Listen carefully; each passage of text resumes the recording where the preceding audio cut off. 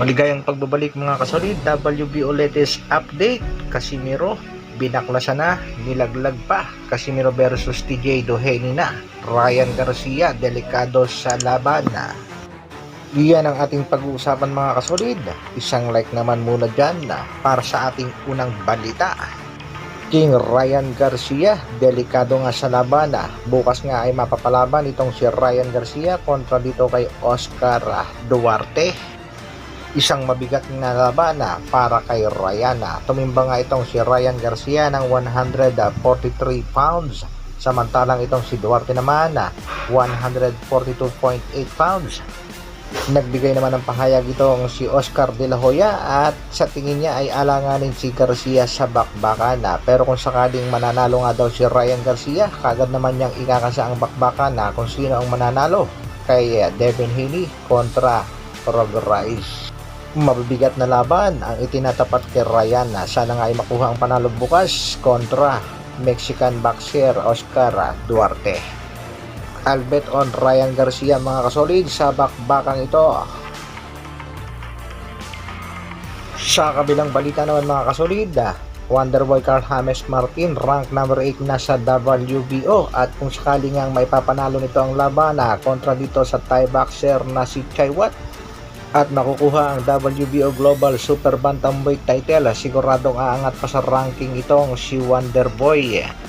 Ito nga ang titulong na bakante. Hindi nga natin alam kung ibinakante ba ni Alas o talagang binaklas ng WBO. TJ Doheny, matatandaan natin mga kasolid na kamakailan lamang ay pinatalsik nga ni Doheny ang ating pangbatong si Alas sa ranking ng The Ring. Dating number 10 ang ating pangbatong si Alas at ang pumalit nga dito ay itong si TJ Doheny. At dito nga sa latest update naman ng WBO para sa November, ranking sa Super Bantamweight Division, inilaglag na naman ni Doheny ang ating pangbatong si General Cuadro Alas Casimiro. Heto nga ang update mga kasolid. Number 3 na si TJ Doheny, ang kasalukuyang Asia Pacific Champion.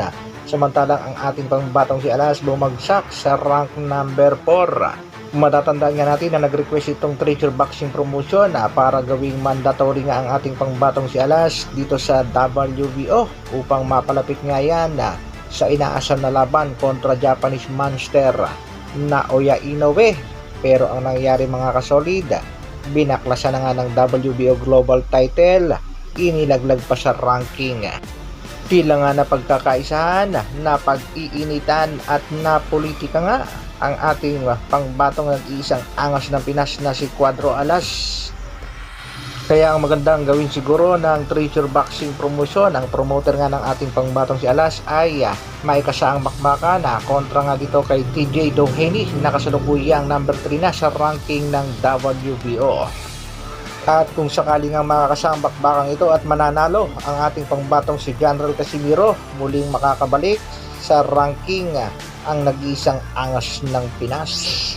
Basta wag lang magkumpiyansa at sundin lang ang mga gustong mangyari ng mga Japanese promoter at manager. Unang-una na nga dyan ay magkaroon ng head coach at magkaroon ng coach strength conditioning. Samantala Marlon The Nightmare Tapales, isa sa pinakamalaking laban niya sa kanyang boxing career ay ang laban kontra Japanese monster na Naoya Inoue. Sana ay makuha ang panalo at maging kauna-unahang Pinoy undisputed champion. Hanggang dito na lang muna mga kasolid. Maraming salamat sa patuloy na pagsuporta at panonood. Isang like naman dyan at sa mga bago, pasubscribe naman ang ating munting channel. Mabuhay! Dr. Alvin Vlogs. Brrrr.